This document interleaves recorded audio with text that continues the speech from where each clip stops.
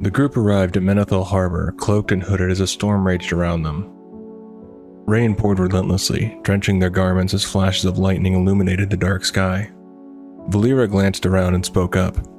"So this is Menethil Harbor, Logosh?" Logosh, eyes scanning the harbor, responded. A small part of the Bronzebeard dwarf's vast kingdom. Valeera's lips twisted into a slight smirk. "Not much to look at, is it?" she muttered. "Neither are we, Valeera," Brol added dryly. Logosh's expression turned serious as he prepared them for what was to come. "Just as well. We don't want to attract any unwelcome attention until we get the lay of the land, so we'll keep our heads down and our mouths shut." As they walked, Valeera couldn't hide her distaste. "I loathe the rain," she exclaimed, irritation sharpening her voice. "And did we have to land in a blasted alliance port? They hate blood elves here." Logosh glanced over at her, calm and composed. "They hate blood elves everywhere. Keep your hood up and you'll be safe enough." Suddenly, Valeera's steps faltered, and her expression shifted to discomfort. "Everything hurts. My head, even my skin itches," she said, her voice strained. Brol looked at her with concern. "During our battle with the Naga, you absorbed an untold amount of arcane energy, Valeera. More than you're used to, even if you are a blood elf. More than was good for you. What you're feeling is withdrawal." Valeera's eyes flashed with annoyance. "I know, Brol. Don't patronize me." Brol sighed, a touch of frustration in his tone. "Hard not to sometimes," he muttered. Her annoyance deepened as she shot back. "My blood elf energy-thieving ways helped save your sanctimonious life." Brol's voice softened, trying to diffuse the tension. "I didn't say... I'm not blaming you, Valeera. I know why you did what you did, but you put yourself in grave peril. I'm worried..." Before he could finish, an old woman stepped out of the shadows, her hand extended. "Cross my palm with a copper, kind sirs, and I'll tell your fortune." Valeera cut her off sharply. "Here, I'll handle this." With a flick of her hand, she absorbed the woman's energy, leaving her screaming in pain until Valeera let go. A sly grin crept onto her face. "That's perfect." "Valeera!" Brol shouted, his voice filled with alarm. "That's not perfect, Valeera. It's giving in to your increased craving. That way lies danger and corruption." "It doesn't, Brol," Valeera interrupted, her tone defensive. "That's just night elf propaganda. Look, I know I absorbed too much arcane energy from that trident, but I had to. I needed the boost to fight through to you, and once I started, I just couldn't seem to stop. It felt... I'll just taper off, okay? Take a little less each time. What's the big deal? It's not like I'm tapping fel energy, just ordinary arcane." Before she could finish, Valeera bumped into a man stumbling out of a nearby tavern, drink in hand. He fell, his mug shattered as it hit the ground. "Hey, watch where you're... sorry, mister. Really, He stopped, eyes widening in fear as he took in Logosh's imposing face. Recognition dawned on his face, and his tone changed to one of disbelief and terror. You're supposed to be dead." Logosh's eyes narrowed, the storm around them suddenly seeming quieter as tension thickened the air. "No problem," Brol said confidently. "We'll just keep our heads down and our mouths shut." But Logosh's eyes narrowed as he watched the panicked man sprint away. "He knows something," he said, taking off after him without hesitation. As they bolted forward, Valeera's hand moved swiftly to her dagger, ready to silence the man before he could speak. But Logosh caught her arm, halting her throw. "Valeera, don't! Dead men can't talk, and I need to have a conversation with him." The group pushed on, following the man as he disappeared into a nearby tavern. Inside the dimly lit room, they could hear the man, breathless and stammering, trying to make sense of his shock. "I tell you, it was him. Alive, I swear it. Hendel was a witness. He swore he saw him drown. He must have drowned, but..." Another voice interrupted, skeptical and sharp. "You're drunk again, Slim. He drowned." Slim's voice rose in defiance. "Yeah? So how come he's standing right there?" He pointed at Logosh, who stood framed in the doorway. "Apparently, it's nice to see you all again," Logosh said, his tone cool and composed. "But I'm not looking for trouble. I just want a few answers." Trouble found them anyway. A man with an eye patch and a scarred face stepped forward, a cruel grin forming as he shouted, "Kill them!" Weapons were drawn and chaos erupted. A robed figure suddenly materialized in the room, the shimmer of magic betraying his presence. "By the pointy hats, a wizard," Valeera shouted. "Teleported when we walked in. Watch out for him." Eye Patch is a mage, powerful, quite a glow. Her warning was cut short as the mage unleashed an ice blast. Brol, watch out for... Valeera's voice faltered as Brol was encased in ice. Logash, however, showed no sign of panic. Whenever you're ready, Brol. We need to get this over with quickly. Brol? Valeera echoed, worry tightening her voice. Suddenly, cracks splintered through the ice, and with a roar, Brol shattered free, shifting into his bear form. He launched himself at the attackers, his massive paws swiping left and right, scattering the surprised patrons who hadn't anticipated the druid's shapeshifting power. Brol, the wizard! Valeera shouted, hurling her 2 daggers. One struck a man in the chest, sending him staggering back, while the other narrowly missed the mage, who yelled, "Damnation!" Logash, caught in a fight with another attacker, didn't see the mage preparing a fire spell behind him. Just as the spell was about to be unleashed, a dwarf leaped from the shadows, disrupting the mage and causing him to falter. Seizing the moment, Logash spun around and drove his blade into the mage's chest, ending the threat. The 4 warriors stood back to back, Brol still in bear form, bristling with readiness. Logash turned to the dwarf, eyes narrowed. "Thanks. Who are you?" "I'm an ambassador of sorts," the dwarf said, breathing heavily. "I was supposed to meet your party at the docks and slip away with you quietly." "And your fallback plan?" Logash asked, tightening his grip on his swords. "Help you end this fast and get out of town, with as much haste as we can manage," the dwarf replied, a grin breaking through the tension. The dwarf's brow furrowed in confusion as he glanced at Logash. "You're supposed to be in Stormwind right now, aren't you? Having been rescued from the Defias kidnappers?" he said, his voice laced with bewilderment. As the battle raged on, Valeera's eyes narrowed, locking onto the wizard preparing another spell. A small, determined smile crept onto her lips as she whispered to herself, "Ah, finally." Amid the clash of steel and shouts, the dwarf continued. "You're missing it all. The big bash Stormwind is holding in your honor. Parade? Feast? Word on the street is that Lady Prestor was extremely glad to see you." "So what are you doing here?" he asked, striking down another attacker. Valeera let her arcane craving take over, rushing the wizard before he could cast his fire spell. She began absorbing his energy, eyes glinting with a dangerous hunger. "Valeera, that's enough," Brol shouted, grabbing her arm and pulling her away. "It's okay. I'm through with him anyway," she said coolly as the wizard slumped lifelessly to the floor. After the fight, Logash turned to the dwarf. "You know me. How?" "My name is Thargus Anvilmar," the dwarf began, catching his breath. "I serve King Magni Bronzebeard. You were trained by the best Alliance warriors from every kingdom. One of them was my brother, Hjalmar. Few humans know dwarf combat stances. You alone had been taught the Anvilmar feint. Hjalmar said he never had a likelier pupil, even if you were human. Who else could you be?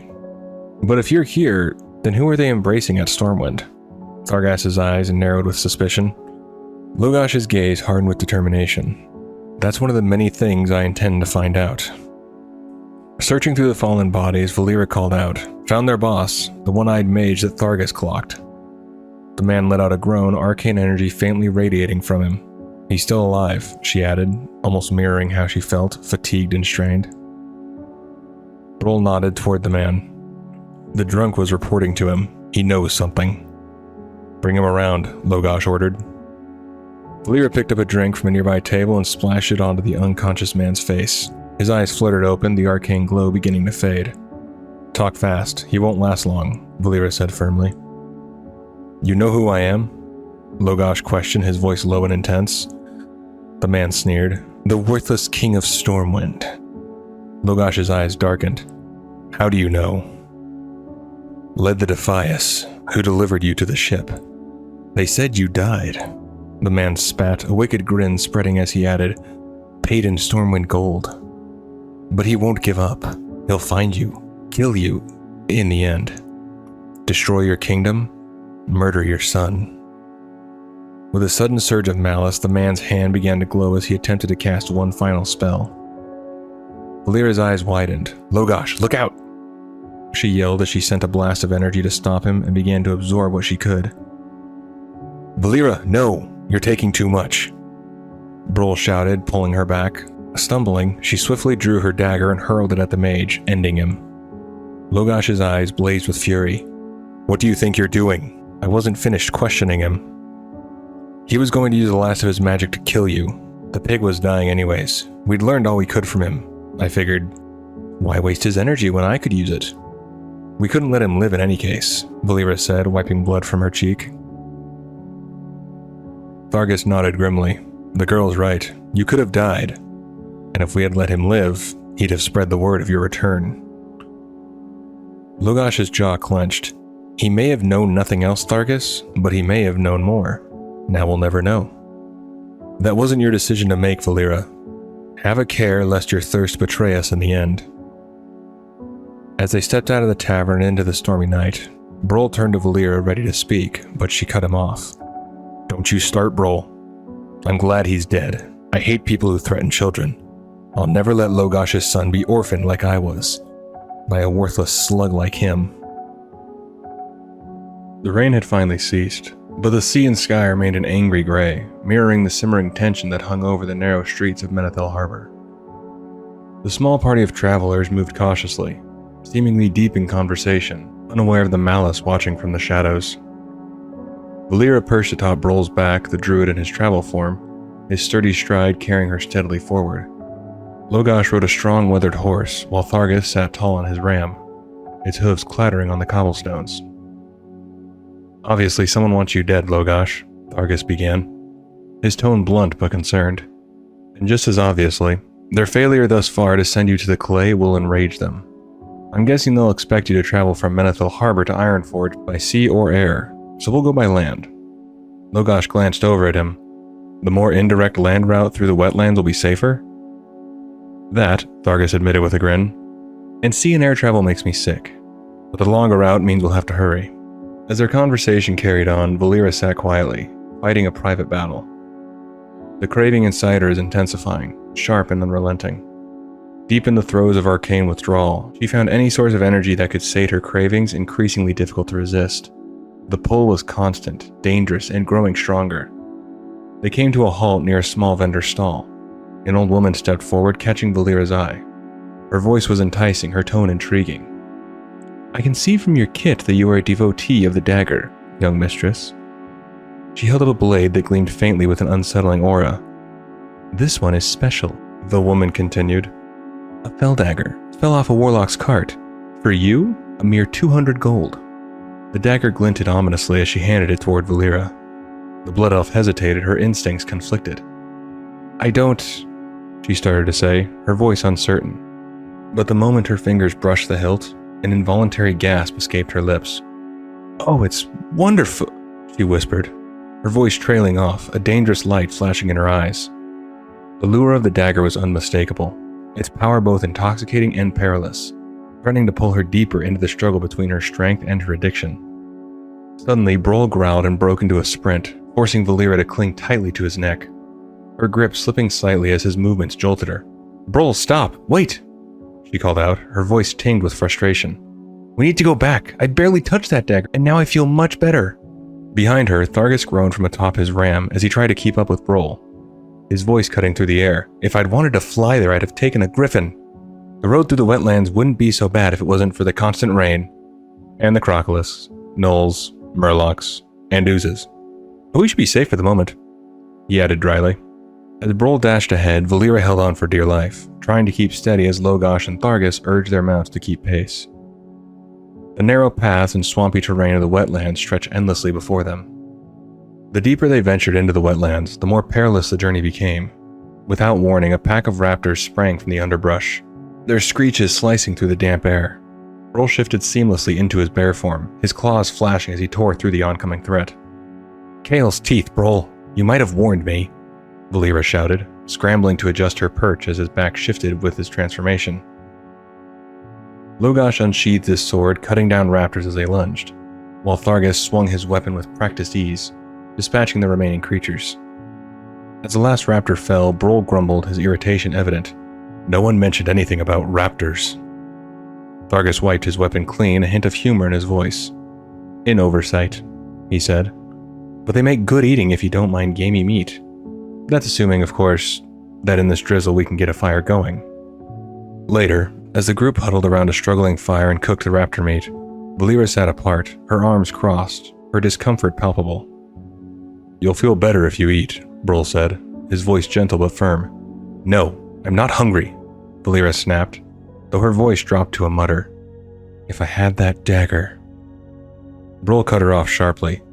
"That dagger will not help you. Any more exposure to fel energy will only make your cravings worse." "I know. It took me years to shake off its effects. Withdrawal from even that small taste will be difficult. There are herbs I can give you." "I don't need herbs," Valeera retorted, her tone defensive. "I can handle it. Quit badgering me, Brol. Just leave me alone." Rising abruptly, she stormed off to sit alone, though still within earshot of the others. Logash watched her retreat before glancing at Brol. "Trouble?" he asked quietly. Brol sighed deeply, his gaze lingering on Valeera.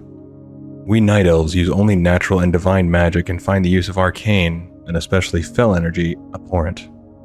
But the Blood Elves see it differently. Once the Sunwell was lost, they began to drain arcane magic from alternative sources.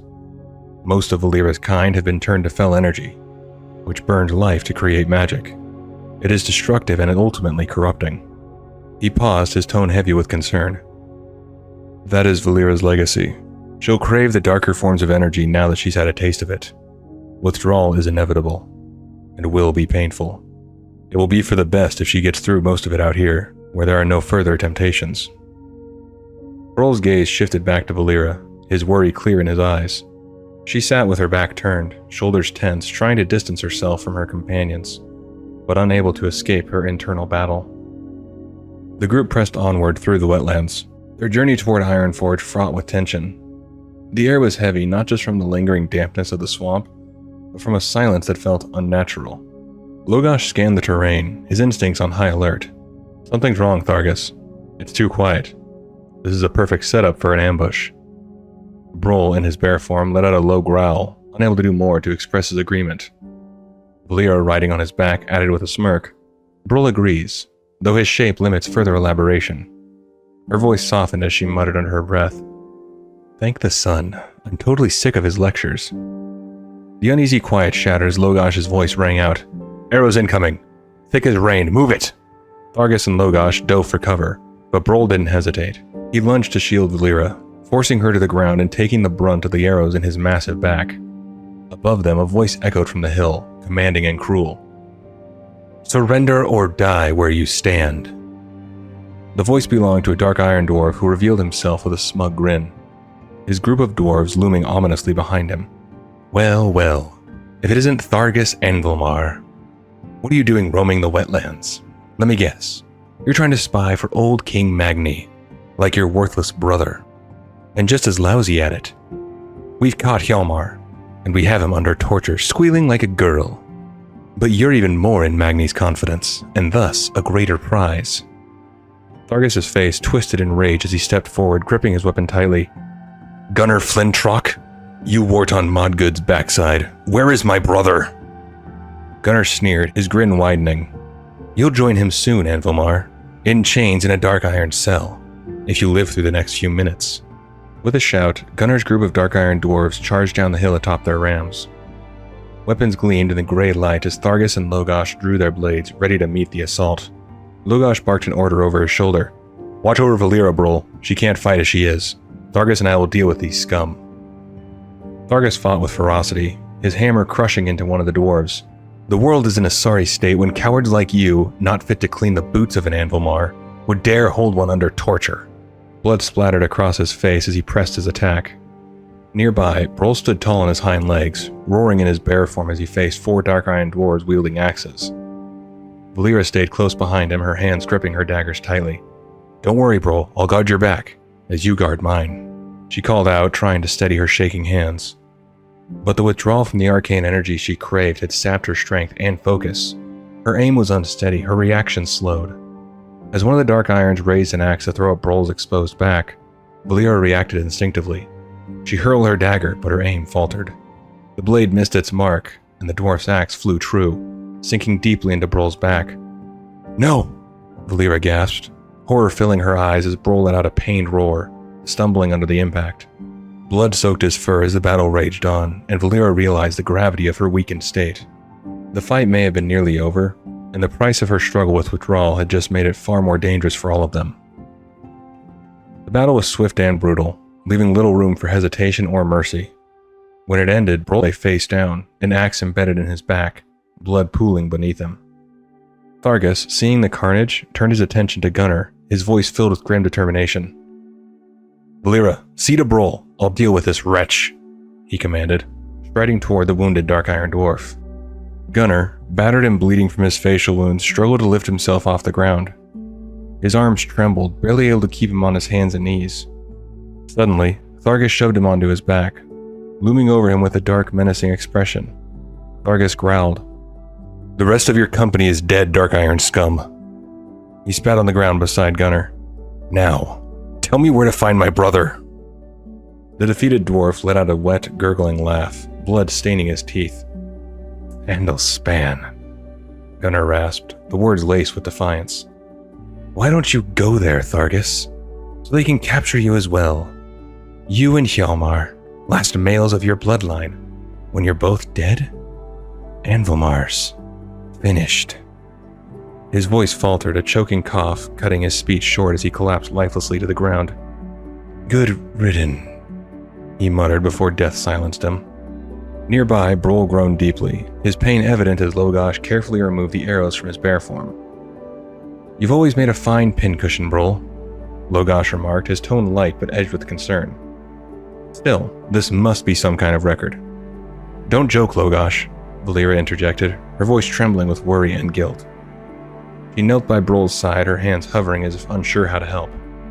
In his druid form, Brol could have called down lightning, but he stayed in bear form to shield me, and I was shaking so hard I couldn't throw straight. "I'm sorry, Brol. I'll do whatever you tell me to get better. Just please don't die." Brol's growl softened and Logash offered a reassuring grin. "He'll live, Valeera, if only for the pleasure of lecturing you further." With the last arrow removed, Brol shifted back into his night elf form, his face lined with pain but resolute. "With the arrows removed, I can heal myself," he said, his voice steadier now. "I'll be sore, but I just wish I could help you as easily." His gaze fell on Valeera, his concern evident. Thargus broke the silence, his tone clipped and practical. "Ironforge is still several days distant, but if we move fast..." "We're not going to Ironforge, Thargus," Logash interrupted, his voice firm. "We're going to find your brother." Thargus hesitated, his loyalty to King Magni conflicting with his desire to save his kin. "I appreciate that, Logash, but King of Stormwind or no, I follow Magni's orders." Logash's determination didn't waver. "Then come along to protect us while we rescue Hjalmar. I won't leave my old teacher in the hands of torturers." Brol, leaning on his staff, smirked despite his exhaustion. "Give it up, Thargus. You can't budge Logash once he's set on a course. He may really be king." As the group pressed on through the wetlands, their journey to Thandalspan took a sinister turn. From the shadows, a blood elf warlock emerged, his robes billowing as if carried by an unseen wind. His eyes locked onto Valeera with a predatory glint. "You keep strange company, blood elf, for one of our own," he said, his voice dripping with contempt. Stepping closer to her, he sneered. "Ah, I see you're still a child. Hungry, but as yet uncorrupted." Valeera stiffened as the warlock leaned in, his tone turning, almost mocking. "I shall change that. You'll thank me in time. Can you feel it, elf child? The fell energy you've already tasted, the sweetness it offered. Yes, I can sense your desire, and I am merciful. You shall have what you crave." His voice darkened as he raised his hand, power crackling in the air. "I cast upon you the mark of Cothran Atir. May you gaze unending into the dark heart of the twisting nether." A wave of dark energy surged toward Valeera, and she collapsed to the ground, clutching her chest as agony tore through her. Curled up, she writhed in pain, her cries piercing the tense silence. "No!" Brol roared, shifting out of his cheetah form, his fury palpable. The warlock smirked, turning his attention to the rest of the group. "Now, for the rest of you, I am Vendalin Soulfire. To face me is to know fear." With a sneer, he cast a fear spell, sending Logash's and Thargus's mounts into a frenzy. "Control your steed, Thargus. Force him to stand and fight," Logash shouted, trying to calm his own panicked horse. "I'm trying, Logash, but his spell's too powerful," Thargus yelled back, struggling to steady his ram. Brol glanced at Valeera, his expression grave. Too late. The monster has poured his foul magics through the floodgates of Valeera's soul. Her weakened state made her more vulnerable to his curse. His anger simmered, his hands glowing as he prepared to retaliate.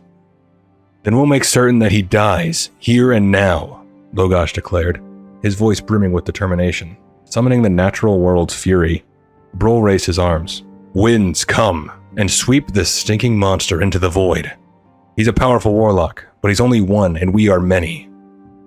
A twisting cyclone descended upon Vendolin, tearing through the landscape with raw force. The warlock merely laughed, his voice dripping with malevolence. You are already undone. I was forewarned of your alliance and came prepared to deal with such minor distractions. His hands glowed with dark energy as he unleashed a spell so potent that whatever it touched withered and died. Realizing the danger, Brol's eyes widened in horror. Run! As you value your lives, run! He yelled, scooping Valeera into his arms and sprinting away from the deadly spell. Logash ran beside him, his voice filled with urgency. What? Why are we running? Brol's reply came between labored breaths, his face set in grim determination. He's sacrificing the living essence all around him. He's conjuring a doom guard. The group fled through the wetlands, their mission momentarily set aside as the warlock's dark summoning began to reshape the battlefield into a place of dread and death. The fight for survival was far from over. Vendolin's soulfire stood at the center of his chaos, his cruel voice cutting through the air like a blade. The night elf and dwarf are yours, my pet, to do with as you choose. The human is mine. His hand extended toward Logash, and a wave of excruciating pain coursed through him. Vendolin sneered, delighting in the suffering. Writhe, little mortal. Your death is for my profit, but your pain is for my pleasure. Thargus struggled in the grip of the doom guard that loomed above him. Even in its clutches, he shouted, I'd say your unseen enemy is employing a better grade of assassin, Logash. The warlock's gloating was short-lived.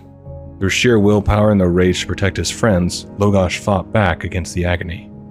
Gritting his teeth, he rose to his feet, drawing his sword with determination etched into every movement.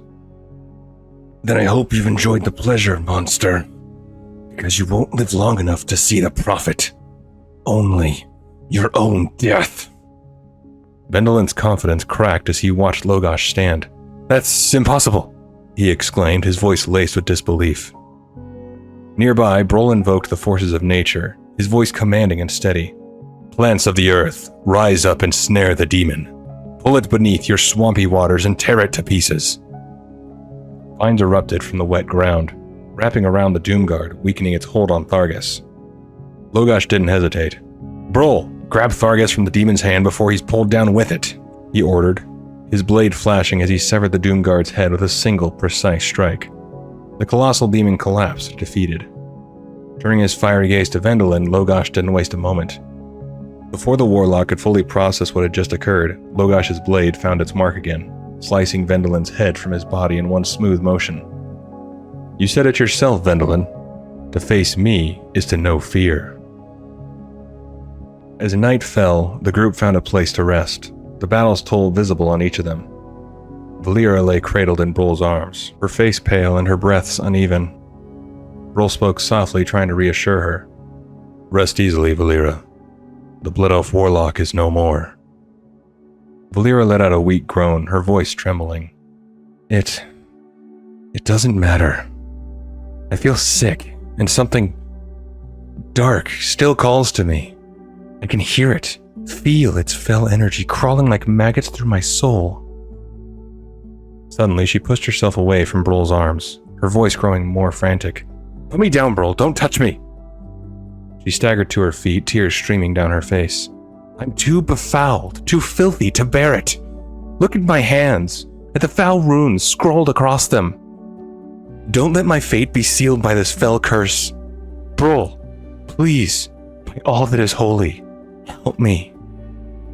Brol stood, his expression resolute despite the sorrow in his eyes. I'll do all I can, Valeera. Though in days to come, it may be bitter. You have my promise. His voice carried the weight of his conviction, ready to face whatever trials lay ahead to save his friend. Sheltering in a damp cave, Brol and Valeera sought a moment of respite as Thargus and Logash went ahead to investigate Thandal's span. The air was heavy with tension as Valeera voiced her guilt. I feel unclean, and I hate that your left to nursemaid me, she said softly, sitting against the cool stone wall. Brol knelt beside her, offering a cup of herbal brew. Drink this. It might help a bit. Valeera shook her head, frustration evident in her voice. I'm no good for anything right now. I can hardly stand, much less fight. You were attacked with fell energy, Brol reminded her gently. Until it's out of your system. She interrupted him, her voice tinged with fear. But Brol, that monster saw what I was. He knew what I wanted, what I still want. Brol met her gaze, his tone filled with understanding. You're a blood elf, Valeera. Vendolin recognized you instantly, and his curse upon you was his weapon. Those runes you bear are the scars of your battle, more painful than any sword cut, and more difficult to heal. Listen to me. When a demon attacked me, I too blamed myself, and wasted years in useless self-recrimination. Don't you do that. What happened to you matters, but how you deal with it matters more. And you're no liability. Climb on my back, and we'll do some scouting of our own. As Brol shifted into his flight form, Valeera climbed onto his back, her voice trembling as they took to the skies. It was my fault, Brol. You warned me, but I touched that fell dagger anyway. The merest brush, and it felt wonderful. She paused, staring at the horizon as they flew. I craved the fell energy the warlock offered. Only, it wasn't what I thought it would be. And now, I'm scared. Of what I am, and what I could become. After some time in the air, the pair approached Thandal Span. The towering bridge loomed before them, its massive chain links connecting the pillars to castle-like towers. Next to it stood the ruins of the destroyed First Bridge, a stark reminder of past battles. The herbs Brol had given Valeera began to take effect, and her strength was returning. Even in far Kalimdor, they tell the tale of how the Dark Irons destroyed one of the bridges. The second bridge still stands. It's beautiful, isn't it? Though the Dark Irons are said to be fighting to destroy it as well. Brol, is that smoke? Her keen eyes spotted a troubling sight ahead. As they flew closer, Valeera's sharp vision picked out details. It's some kind of machine. What is it? I'll bet you know, don't you? Oh, I wish your animal forms could talk, she muttered. Her gaze shifted, landing on a group of dwarves. And dwarves? Brol! Dark Irons by the look of them. But I thought the Alliance held the Thandal Span. Her voice grew more urgent as she spotted a bloodied, shackled figure stumbling into view. And they've got a prisoner, a Bronzebeard. Same big nose as Thargus. I'll bet that's his brother. She continued, her voice dropping. There's a wizard, too. I can see his dark aura. He must be their boss. And that thing beside him. Is that a fell hunter? It's suffused with fell energy. Brol, fly closer. Are those explosives? Her words were cut off as Dark Iron scouts spotted them, and arrows zipped through the air. We've been seen! Get out of here, Brol! She cried as they evaded the shots, flying as fast as possible to regroup with Logash and Thargus. There are Dark Irons on Thandal Span, led by a warlock carrying a horned helmet. Thargus' face darkened with rage as he cut her off. A Dark Iron warlock has taken my brother's helm? He'll pay dearly for that insult. Valeera continued despite his interruption. There was also a rusty old machine belching steam. It looked like they were offloading explosives, and we saw a Bronzebeard in chains. He must be Hjalmar. The Dark Iron saw us, Logash. I'm sorry. That will make them wary. Brol added, a note of regret in his voice. Logash was undeterred. We may get lucky. They could be watching the skies while we kill their scouts and sentries as we go in. As the group readied their mounts, Thargus spoke, his tone resolute. An impostor sits on the throne of Stormwind, Logash. In return for your help here, I pledge my aid in routing the usurper and destroying those behind him. Logash nodded. I thank you, my friend. I fear the usurper could threaten my son. Thargus reassured him. King Magni will assure himself of Anduin's safety, Logash. The group finally reached Thandal Span, where the Dark Irons had established sentry posts atop the towers and at both ends of the bridge. From their vantage point, Logash surveyed the area with a grim expression. They'll need time to pull their men from the towers, he observed. We move in now, but we'll need cover. Brol nodded and prepared to summon nature's aid. Fog, he said decisively. Dense, creeping in slowly, followed by wind and driving rain. As Logash started down the hill, he turned back in a firm warning. "Just keep it subtle, Brol." "No lightning," he added quickly, remembering the explosives. Brol chuckled despite the tension. "I hear you, my friend. The ancients forbid we aid the Dark Irons and blow up the bridge ourselves." His humor did little to lift the mood, but his fog began to roll in, cloaking their approach. Logash turned to Valeera, concern in his eyes. "You're staying here, you're not ready." But Valeera refused to be left behind. "I won't wait. I won't be left behind again," she said with determination. "Brol's herbal potion worked wonders. I'm fine now."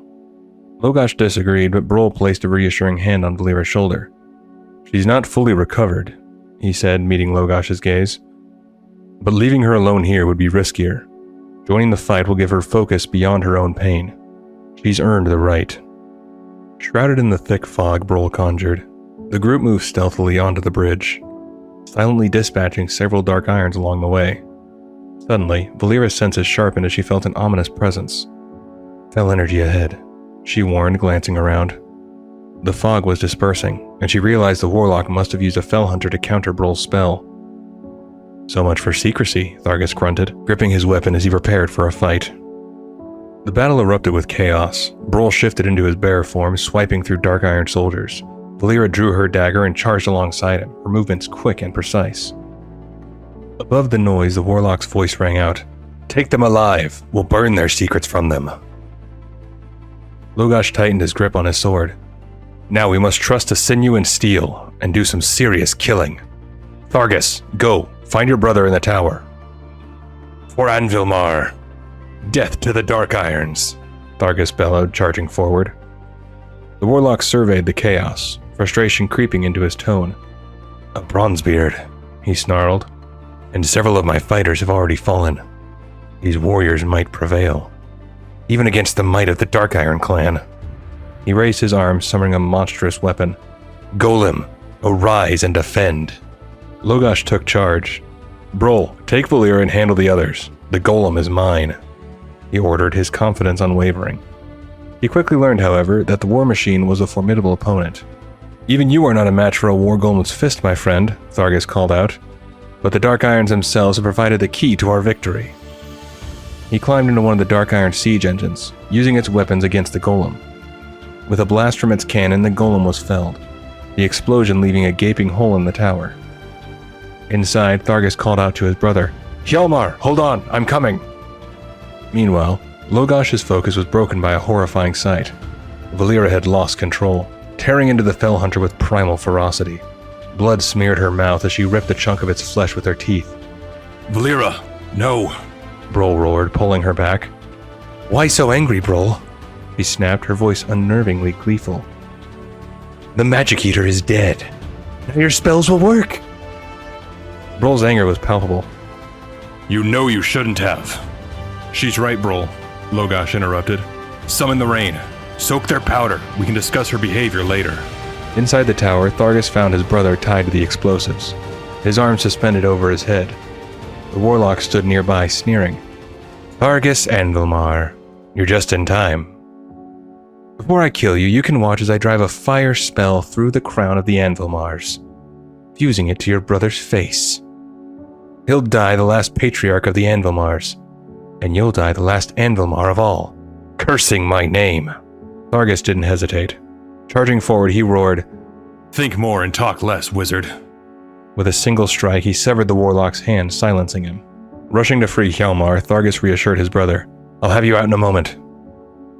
"Forget me," Hjalmar rasped weakly. "Bridge. Threatened. It's under control, Hjal. Even now, the explosives outside are being destroyed. Thandal Span is saved," Thargus said confidently. But the warlock, clinging to life, used his final moments to ignite the dynamite. Hjalmar, seeing this, said, "Not yet," as he pushed Thargus out of the way and took the bulk of the explosion, protecting his brother. Thargus stood frozen, his eyes wide with disbelief as he gazed upon the scene before him. "Hjalmar?" A cry escaped his lips like a broken echo, filled with raw pain. His gaze shifted to the warlock, who still clung feebly to life. Thargus's grief quickly turned to rage, and with a single decisive swing of his mighty axe, he ensured the fiend would never draw breath again. Hjalmar! Thargus roared as he dropped to his knees beside his dying brother. His trembling hands grasped Hjalmar's bloodied form. Why? He choked, his voice breaking under the weight of his sorrow. Hjalmar's breath was labored, each word a struggle, yet his tone remained steady. I had to stop him, he murmured, the faintest trace of a wry smile flickering across his face. Seemed like a good idea. A moment ago. The helm of the Anvil Mars is now yours. Wear it bravely. Save Thandal Span. With those final words, Hjalmar's body went still, his life slipping away like a whisper on the wind. Thargus clenched his brother's lifeless form, his grief reverberating through the silence that followed. In that moment, the weight of Hjalmar's sacrifice, and the duty now resting on Thargus' shoulders, pressed down upon him like a mountain. His grief now mingled with determination, placed the helm of the Anvil Mars on his head. The weight of his brother's legacy and his clan's honor rested squarely on his shoulders. It shall be saved, he whispered, his voice resolute. Then with a roar that echoed across the battlefield, he stood tall.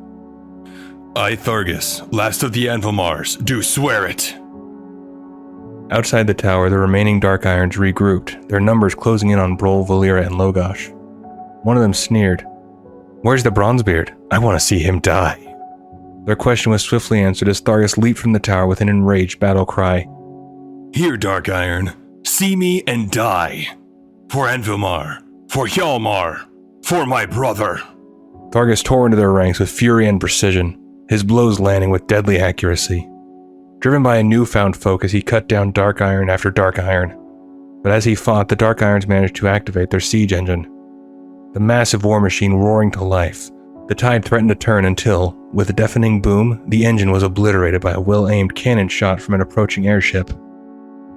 The airship, emblazoned with a Bronzebeard banner, swooped low as its gunners fired upon the remaining Dark Irons, swiftly finishing them off. Relief spread across the battlefield as the airship landed and none other than King Magni Bronzebeard descended to meet the group. Magni's expression was grim as he clasped Thargus' hand. So, Hjalmar is dead. It was your brother's warning that brought me to Thandal Span. I am sorry, Thargus. Thargus, wearing his brother's helm with pride and sorrow, responded. It was his last act of heroism that saved the bridge from destruction. Magni nodded solemnly. Nevertheless, I can see that without your intervention, we would have arrived too late. I seem to remember ordering you to take your charge to Ironforge, he said, his gaze turning toward Thargus. Before Thargus could answer, Logosh stepped forward, his tone steady and commanding. That was my doing. I ordered Thargus to bring me here instead. Hjalmar was my old teacher. I couldn't leave him in Dark Iron hands, nor could I let Thandal Span be destroyed. His words made it clear that Thargus was not to be blamed. How did it happen that the bridge was left undefended and fell to the Dark Irons while I was away? He asked pointedly. That is but one of the things we need to find out, Magni said, his voice heavy with concern. Then after a pause, he added with quiet gravity, Your doppelganger in Stormwind has been remarkably ineffective in his brief tenure. I am addressing King Varian, I presume. Logosh met his gaze, the weight of his true identity lingering in the air, as the group prepared for the next steps in their journey. The return of King Magni Bronzebeard and his dwarves was a significant occasion, but the true spectacle was the group accompanying him, the human warrior and the two mysterious elves who had played a crucial role in saving the Thandal Span. When the Zeppelin docked and the group began their descent, the crowd's murmur shifted into audible whispers. There's the human between Magni and Thargus. Looks a lot like King Varian of Stormwind. The female, surely she's not a blood elf. She should be drawn and quartered, not welcomed into Ironforge. The group moved forward, led by Logosh and Magni, with Thargus steadfastly at their side. Brol and Valeera trailed slightly behind, their expressions a mix of caution and fatigue. Magni broke the silence as they walked. Varian, Until I reveal myself, King Magni, perhaps it would be best if I remain Logosh, a simple gladiator. Logosh interrupted. Magni huffed. Hardly simple. Still, until we know more about the impostor who sits on your throne, you may be right. Rumors are already abroad in the land. You have an enemy somewhere, Logosh, who understands your significance and has sought to terminate you more than once. As they passed through the bustling streets, Magni's voice dropped. I spoke with a trusted guard, Windsor. He's been investigating the matter of your doppelganger in Stormwind. Logash nodded thoughtfully. Windsor's a good man, a loyal friend. We studied swordcraft together, though the hammer proved to be his favored weapon. Magni grunted in agreement. He began to suspect that an imposter, perhaps even a dragon, had taken Varian's form. He planned to do a bit of digging. Like me, Windsor was troubled by the king's odd passiveness. Behind them, Valeera shifted uncomfortably. I feel hungry, she muttered. Brol glanced at her. There'll be a feast soon. Her voice dropped to a strained whisper. It's not food I want. The fell energy coursing through her veins was relentless, a gnawing hunger that refused to be sated. She clenched her fists, trying to suppress the growing craving. Brol's gaze turned somber. I know, Valeera. You crave the energy of magic. Arcane, fell, it doesn't matter.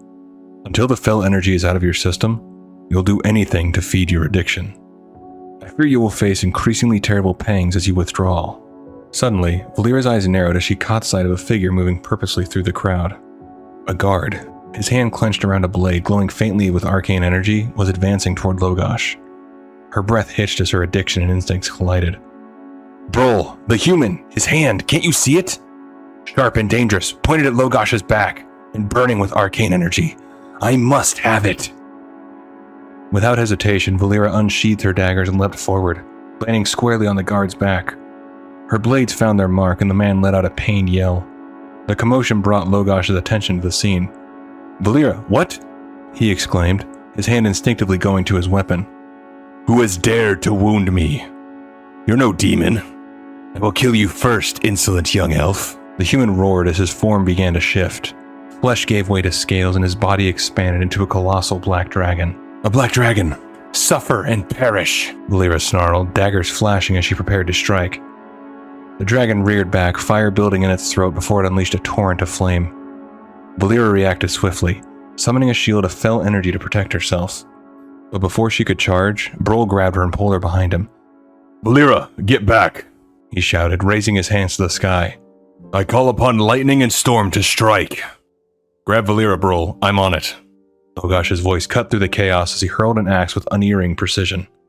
The weapon struck true, embedding itself in the dragon as lightning crackled around it. Roaring in pain, the dragon took to the skies, leaving a smoldering crater in its wake. You can turn off the taps, Brol. It's over, Logash said. Brol lowered his hands, the storm dissipating. But the danger was far from over. Valeera lunged at Brol, clawing at his face. Garam Hagul! Arul Sachkyan! She screamed, her voice guttural and feral. Brol held her back, careful not to harm her. Logash, she's gone mad. Help me, I don't want to hurt her. Logash moved swiftly, grabbing Valeera and pulling her away. She collapsed into unconsciousness, her body finally succumbing to exhaustion. She's passed out, Logash said. Brol's face was grim. Did you hear her? She was cursing the dragon, cursing me in Eredun. The language of the Burning Legion? But how? Logash asked, his brow furrowed. Brol shook his head. We'll need to pursue that inquiry later. For now, it's clear the Black Dragons are involved in these assassination attempts. Back in Ironforge, Magni gathered the group for a meeting. Marshal Windsor has been taken by the Dark Irons and is being held in Blackrock Depths, he announced. The fact that Windsor was taken suggests he was on the right path. We need to rescue him and find out what he's learned, Thargus said. Blah, blah. Less talk, more action. When do we leave? Valeera demanded, her impatience obvious. Magni's expression was stern. We don't even know if he's still alive, Valeera. There's only one way to find out. I think it's hero time again, Logash, Thargus said, looking toward the warrior. The entrance to Blackrock Depths will be well guarded, but a small party using a stealthy approach might be able to enter undetected. Stealth is my middle name, Valeera said, eager to get moving. You're not coming, Valeera, Logash said firmly. What? We've been through this before, Logash. It's like Aedwin said. You need me. My actions revealed the dragon assassin. I know you're worried about this fell energy garbage, but I have it under control. Brol, tell him, she pleaded fiercely. Brol's voice was resolute. Fell and arcane artifacts are scattered throughout Blackrock Depths, Valeera. In your unbridled hunger for darker forms of energy, you would reach out for them and betray our need for secrecy. Grabbing her arm gently, Brol said, Valeera, You couldn't help yourself. You cursed an Eredun. At the very least, that tells me you're beyond our help until the fell energy has left your system. Turning her to face him, Brol continued. Magni will keep you safely in a chamber until your craving for fell energy has subsided and you're yourself again. Until then, you're a danger to everyone. Yourself most of all. Valeera's face twisted in anger. That's not fair. It isn't my fault. I was attacked. This isn't about fault or blame, Valeera. Back in the wetlands, I promised to help you. Now that you've come so far down the fell path, this sanctuary is the only help I can offer, Brol said with fatherly compassion. Reluctantly, Valeera was placed in a sanctuary atop a tower overlooking the center of Ironforge. She paced the room, her frustration boiling over. I hate this. No herbal draft could dull this pain. They don't care about me, she cried. They're just abandoning me without a backward glance. I could have held it together if only they'd let me have a small taste of... Who am I kidding? Brol's right. They're all right to leave me. I would betray them. It's so unfair. I can't stand being cooped up here, but I'll escape. Go after them. If I don't get free, I think I'll truly die. In a fit of rage, she hurled a bowl of Brol's brew at the wall. The shattering sound echoed through the chamber. I don't want your stupid draft, Brol. You shouldn't have left me here. You shouldn't. Her voice broke into a whisper as tears streamed down her face. Why does everyone always leave me? A voice interrupted her thoughts. My poor daughter. How dare he punish you in this fashion? After all you did to save him and the others, to have imprisoned and abandoned you? She turned, her eyes wide. Papa, she said softly. Her mother's voice joined in, sharp and cruel. That night elf scum is arrogant and without honor, like all of his kind. And the human and dwarf are no better. You see how they repay your sacrifice? How they disparage you and try to twist you into something you are not. And now you cringe, whimpering for him. You are worthy only of our contempt. No, I'm not. I'll be brave, I promise. Just don't go. Valeera cried, stumbling toward them. The sensation of falling hit her, icy wind rushing past as she plummeted. The ground loomed closer, and when she hit, pain shot through her body. Her parents' voices echoed in her head. The world is corrupt and broken, daughter, like you, her father said. And like you, it can only be healed by death. The death of all who live.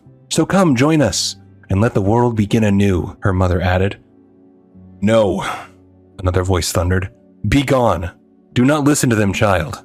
They are not what they seem. Valeera's voice was weak. Egwin? I'm cursed. Aren't I? Yes, child.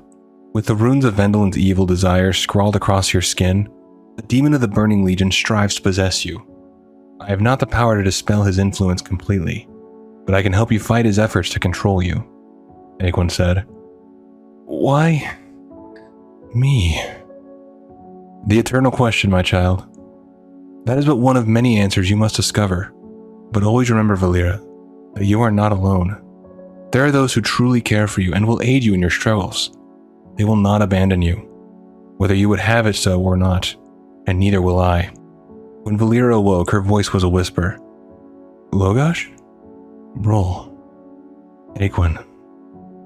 Seeing her friends return, she ran to greet them. Logash! Brol! I knew you'd come back for me.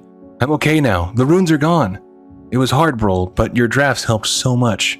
King Magni says I can go with you if you know who the dragon is. Running and jumping into Brol's arms, she hugged him tightly. Brol smiled warmly. We know. Marshal Windsor and Logash rode atop noble steeds. Targus sat astride a sturdy ram, its thick coat a testament to its mountain origins, while Valeera perched lightly atop Brol, who had assumed his travel form as a sleek and powerful cheetah. The group's approach was a sight to behold, each member exuding determination as they advanced together. The immense walls and fortifications stood as a testament to the city's might, designed to intimidate and repel invaders. Yet this group harbored no hostile intent. Armed with Marshal Windsor's revelations, they bore critical knowledge. A black dragon was plotting to usurp the throne of Stormwind. I still say a clandestine approach to Stormwind Keep would have been safer, Logash, Targus muttered, his tone tinged with apprehension. Logash replied with unwavering resolve. Safer, perhaps, But a public spectacle will force the dragon into the open and expose the fraud who dares wear my crown. My devil will be unmasked for all to see. As I passed through the gates, Valeera's attention was drawn to 4 statues, 2 humans, a blood elf, and a dwarf, standing solemnly in tribute. "What are those statues?" she asked, her curiosity evident. Logash answered, his voice carrying a note of reverence. "They are a tribute, Valeera, to the valiant who sacrificed their lives to ensure Stormwind's survival." Targus exhaled sharply. "If we don't succeed in this endeavor, we could well be joining them." Suddenly, the blaring of trumpets filled the air as guards began mobilizing toward the group. With Logash being the true Varian, the group was led into the city and toward the keep where his impostor slumbered. A piercing voice echoed from a balcony above. "General Jonathan, seize the arrogant deceiver and worthless traitor who rides with him. Toss him and his party into the deepest dungeon to await execution." The group looked up to see a woman standing beside the impostor Varian, her tone dripping with authority. As the group halted in front of the balcony, a guard approached. He was tall, with short red hair, a beard, and the robust frame of a seasoned soldier. Logash stepped forward, his voice commanding. "Tread softly, Marcus. Despite what you have been told, I am Varian, the true king of Stormwind. Our kingdom is threatened by a black dragon masquerading as a human, and that man on the balcony who pretends to be your king is an imposter." The guard Marcus hesitated, his gaze flickering toward Windsor. Walking up to him, he met Windsor's eye and spoke evenly. "Reginald, you know that I cannot let you pass." Windsor's voice was steady, filled with conviction. "Marcus, we served together under Terralion. Do you truly believe I would harm our alliance? Lady Prestor is a black dragon, Marcus. I don't know about the man who calls himself Varian, but I swear to you, the warrior beside me is our true king." "Arrest them, Marcus, I command it! What are you waiting for?" Lady Prestor yelled from the balcony, her voice sharp with impatience. Marcus turned back to Windsor and Logash, his expression conflicted. Finally, his resolve hardened. "You would not lie," he said quietly. Turning to his men, he declared, "It is as Windsor says. Let them pass, and may the light guide your hand." As they entered the throne room, weapons drawn, Logash's voice resonated through the wall. "The masquerade is over, Lady Prestor." His hands gripped his swords tightly. "Or should we address you by your true name, Onyxia?" Marshal Windsor added. Lady Prestor's laughter was low and menacing as she began her transformation. Her wings unfurled and her voice dripped with disdain. "You're a useless pawn, Varian," she sneered, striking Varian with a force that sent him crashing into a wall. "Far more trouble than any human I've encountered." As her body transformed, her flesh became scales, her eyes burned yellow, and her true form was revealed for the first time for all to see. Logash rose, his resolve unshaken. "That, dragon, is because you haven't yet dealt with me." Onyxia hissed, her tone venomous. "You think yourself a match for me? Foolish mortal. But I will deal with you now. Permanently." "Get her," Logash commanded. But Valeera's eyes had caught something unsettling. "The guards, they're not human," she exclaimed. Windsor's voice was grim as he confirmed her observation. "The girl's right. They're dragon spawn." "Kill the interlopers. Defend our mistress." One dragon spawn roared as chaos erupted. The throne room became a battlefield. Blades clashed against claws, and the sound of roars and cries filled the air as the group fought valiantly against the dragon spawn. Varian, thrown hard against the wall by the force of Onyxia's strike, groaned as he struggled back to his feet. His vision swam for a moment, but his resolve hardened. Gripping his swords tightly, he shouted, "I don't know what the hell is going on, but I do know this. I'll play the dragon's dupe no longer." With a surge of strength, he charged back into the fray, his strikes precise and fueled by anger. Amidst the chaos, Brol bellowed, "The dragon belches fire and lava," as he hoisted a dragon spawn into the air. Onyxia's flames incinerated the creature without hesitation. Logash's voice rang out grim and sharp, "And doesn't care if she incinerates one of her own, provided we perish as well." Thargus, undeterred, let out a battle cry and charged toward Onyxia with his axe raised high. Brol, shifting into his bear form, roared as he surged forward in support, his massive frame moving like an unstoppable force, ready to meet the dragon head-on. "Valeera, get back!" Thargus bellowed. "You're unarmored and your daggers won't even scratch a dragon's hide." Valeera's voice was defiant. "Not her hide, her eyes, Thargus," she shouted, attempting to maneuver for a strike. but Onyxia's fiery breath surged toward her. In a split second, Brol leaped in front of the flames, shielding her with his massive frame. "Brol, no!" Valeera cried as he pulled her to safety. Amidst the chaos, Windsor called out to Bolvar Foredragon. "Welcome to the fight. As you can see, Lady Prestor is no more. May I introduce you to the Black Brood Queen herself, Onyxia." Bolvar joined the fray, cutting down dragon spawn with practiced precision. "You might have warned me, Reginald," he shouted, frustration laced in his voice. Windsor's reply was strained. "Too dangerous, Foredragon. The dragon's spies were everywhere. Even those closest to the king were under her sway." Onyxia's gaze locked onto Windsor. Her voice carried a cruel satisfaction. "Windsor, you, at least, will not escape me." Flames engulfed him as her fire breath consumed him, his agonized cries echoing in the chamber. Witnessing Onyxia killing Windsor, Logash yells out, "Your mistress will pay for that death, Dragonspawn, with her life," as he strikes down more Dragonspawn in his way. "Hold on, Logash, we're coming," Valeera cried, clutching tightly on Brol's fur as he barreled forward, his massive bear form a force of nature. Thargus ran alongside, his axe gleaming as he bellowed, "And we'll see how Onyxia fares against hardened dwarf weapons." But before they could reach the dragon, Onyxia beat her massive wings, taking to the air. She unleashed a torrent of fire from above, forcing the group to scatter as the flames scorched the ground. Amidst the chaos, a terrified cry rang out. "Father, help me!" Anduin shouted, running desperately from Onyxia. Before anyone could intervene, her claws snatched him from the ground. Hovering above, Onyxia sneered, her voice laced with malice. "He can't aid you, child. Neither of them can. I have a special welcome prepared for you at home. We'll soon test your mettle, and see if you are as much trouble as your maddening sire." "Anduin!" Logash's cry echoed as Onyxia ascended. "She's gone," Logash said bitterly, his fists clenched. Varian's face was pale but resolute. "And she's taken my son with her." The two Varians shared a grim look, their rivalry set aside by shared purpose. "I've begun to remember some of what happened to me while I was lost," Varian said, his voice low. "The tale involves treachery. And darkest sorcery," Logash added, his expression determined. Bolvar, standing nearby, nodded grimly. "No surprise there, considering that Onyxia is involved. Perhaps, once she is destroyed, one of you, the false Varian, will simply disappear." Valeera, her voice sharp, quipped, "We should be so lucky." Logash's tone was steady as he said, "Against that eventuality, let us compare memories as we journey to Onyxia's lair. We are linked in some way I do not understand, and together, we may hold the key to her destruction." With heavy hearts and renewed determination, the group prepared for their journey, knowing that Anduin's fate and the future of Stormwind hung precariously in the balance. The debate began with urgency. Anduin needed rescuing, and Windsor pointed them toward a lair near Theramore, confident Jaina Proudmoore could reveal its exact location. Logash insisted Bolvar remain behind in Stormwind to govern during their absence, a decision Varian reluctantly supported. Bolvar hesitated but ultimately agreed. "Every guard has volunteered to ride with us, despite the danger.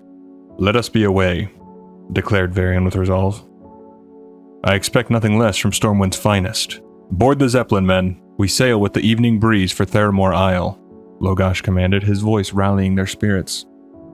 As the Zeppelin ascended, a brewing storm darkened the horizon. The captain, eyeing the turbulent skies, announced his plan. "We'll fly low and try to avoid the worst of it." Brol raised his staff, his tone steady yet strained. "I'll do what I can to calm the winds and direct any lightning away from us, but..." Thargus interrupted abruptly. "I don't want to know, just hurry. Young Anduin's a fine lad, otherwise I'd never have opted to fly through a gathering storm halfway across the world." Amid the turbulence, Varian and Logash reflected on their past, trying to see what each one remembers, and if one can fill in the other's blanks. Varian shared his memories of the First War, the trickle of orcs that became a flood after Medivh, the guardian of Azeroth, betrayed humanity by opening the Dark Portal. Anduin, Lothar, and Khadgar had thwarted Medivh's plan, but at a heavy cost: the death of Medivh. Varian recalled the horror of his father's assassination by the half-orc Garona. Varian remembers Garona having tears in her eyes when she committed the act, and to this day doesn't understand why. After the war, the orcs destroyed Stormwind, forcing Anduin Lothar to escort Varian to safety in Lordaeron. Years later, crowned at 18, Varian threw himself into rebuilding his kingdom, fighting orc raiding parties and searching for Garona. Amid the chaos, he found love in Tiffin, and named their son Anduin after Lothar.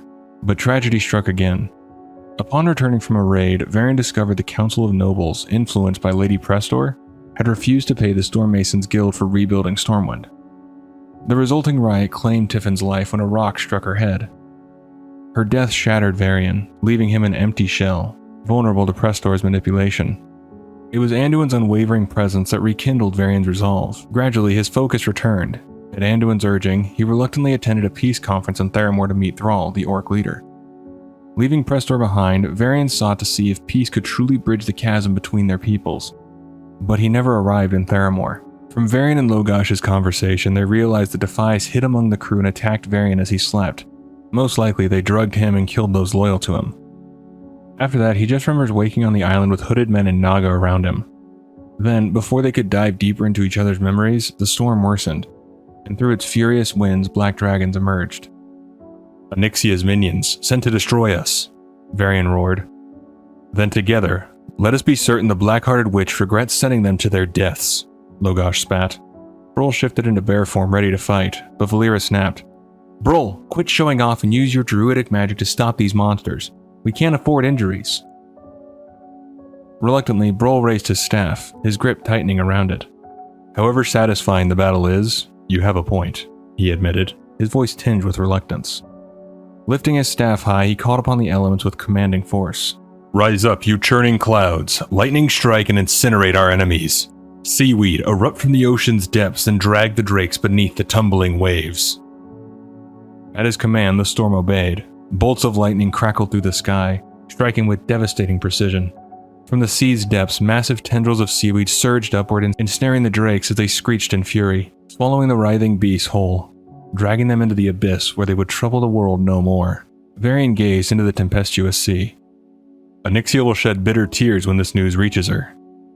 Thargus's expression darkened. "The blasted she-dragon has spies everywhere. She knows we're coming." "I bet she's afraid." Valeera smirked. "She's only toying with us, Valeera," Logash said, his eyes steely. "But we will teach her fear. When she took my son, she sealed her fate." Upon reaching Theramore, Jaina Proudmoore greeted them. She noted with curiosity that if not for Logash's scar, he and Varian would look like identical twins, even sharing a similar aura of arcane sorcery. Meanwhile, Valeera spoke with Chancellor Egwin, recounting the dream she had at Ironforge while trying to fight through her fell cravings and get back to her normal self.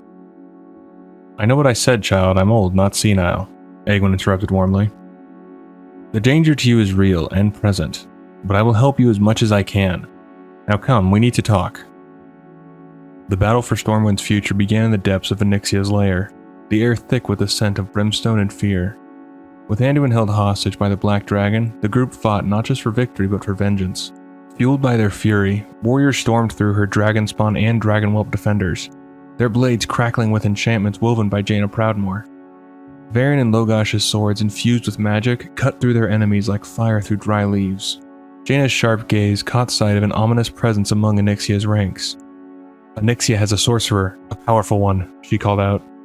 Brol and Valeera needed no further instruction, charging forward to cut down the spellcaster before he could turn the tide of the battle.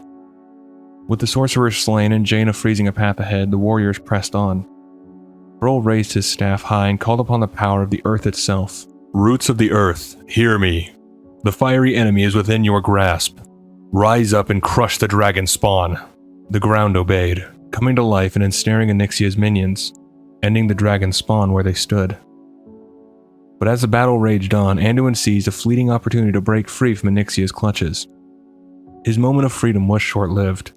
With a cruel laugh, she snatched him back, her voice dripping with venom.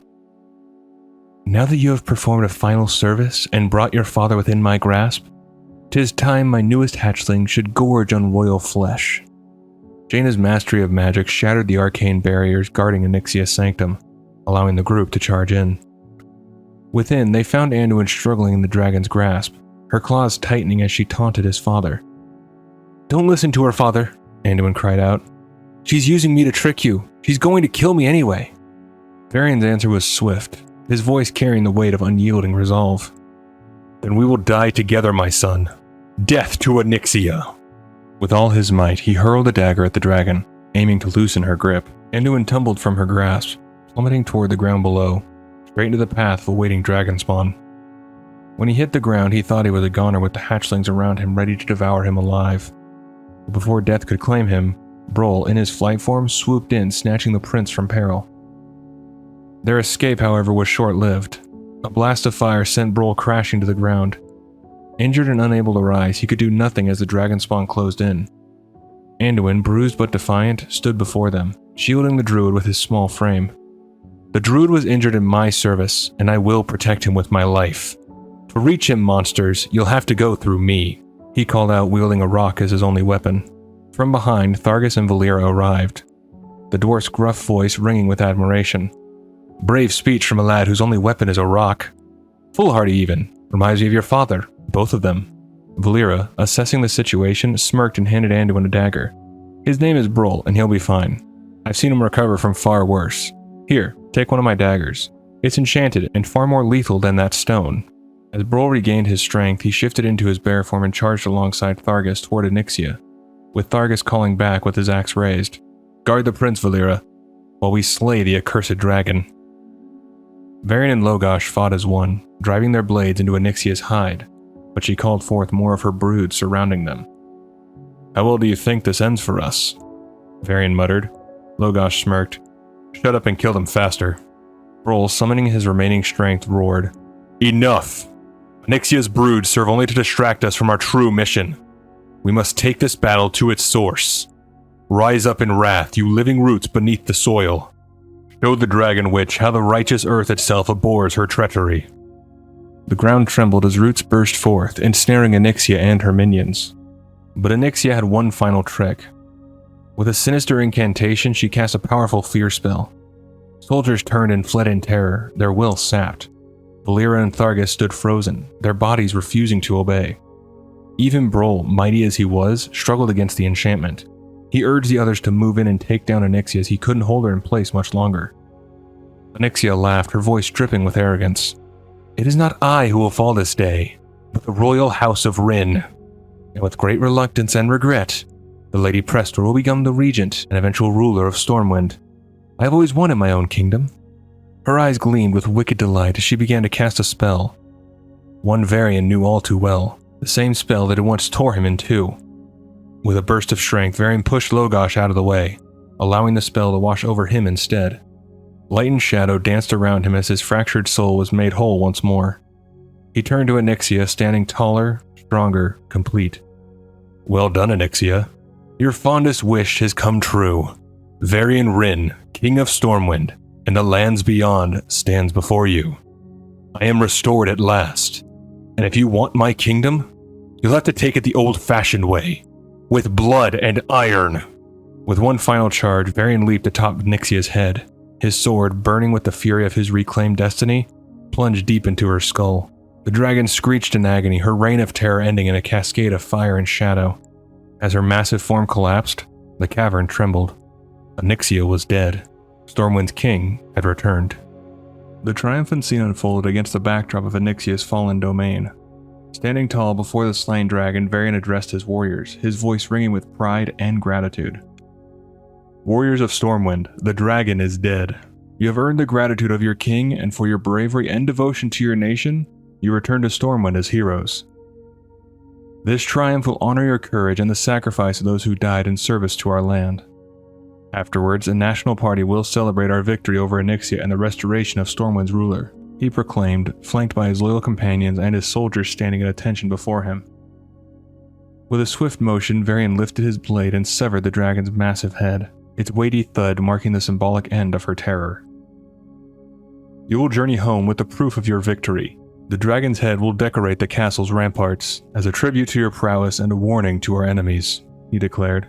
The soldiers hoisted the dragon's grotesque trophy, bearing it away as Varian turned to his companions. I must return to Theramore for a short while, Thargus, but a zeppelin will transport our trophy back to Stormwind, along with our living heroes and the bodies of the honored slain. Thargus stepped forward, his voice laced with a somber resolve. I shall be leaving with them, Varian. Now that Anduin has been rescued and you've regained your throne and your true self, I must make arrangements regarding my brother's death and my own estates. With a firm handshake and an expression of gratitude, Varian replied, Then I thank you, Thargus, for your aid and for your friendship. If ever Stormwind can aid Anvilmar, you have but to ask. Nearby, Brol raised his hands, addressing the lingering menace. There is yet one bit of unfinished business before us. This evil fire and lava, the enemies of all that is green and growing, still want to be born. Arise, you roots. His voice thundered as massive roots burst from the ground. Roil the living earth and seal the opening. Destroy the dragon's unhitched progeny. The roots surged forward, smothering the eggs and ensuring Onyxia's brood would never rise. "'Tis done," Brol announced with a finality as the group turned to leave. Their journey led them through Dustwallow Marsh, the air humid and heavy. Varian, Jaina, and Anduin rode atop their mounts, while Valeera rested on Brol's back in his cheetah form. Ahead, a group of orcs marched in the distance, catching Anduin's attention. "Father, Jaina, look! Orcs!" Anduin exclaimed. "Leave your sword in its scarab, Varian," Jaina said, casting a sidelong glance at him. "As humans, we are as much guests on Kalimdor as the orcs are."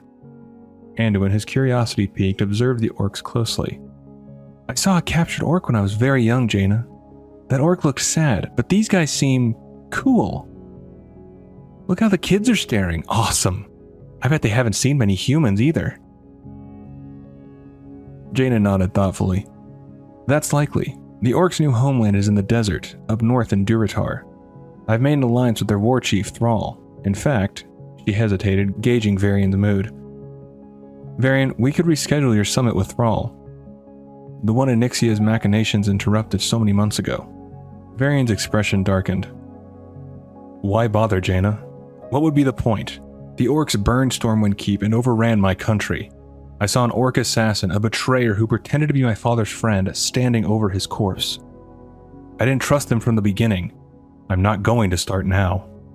Jaina's tone grew more insistent.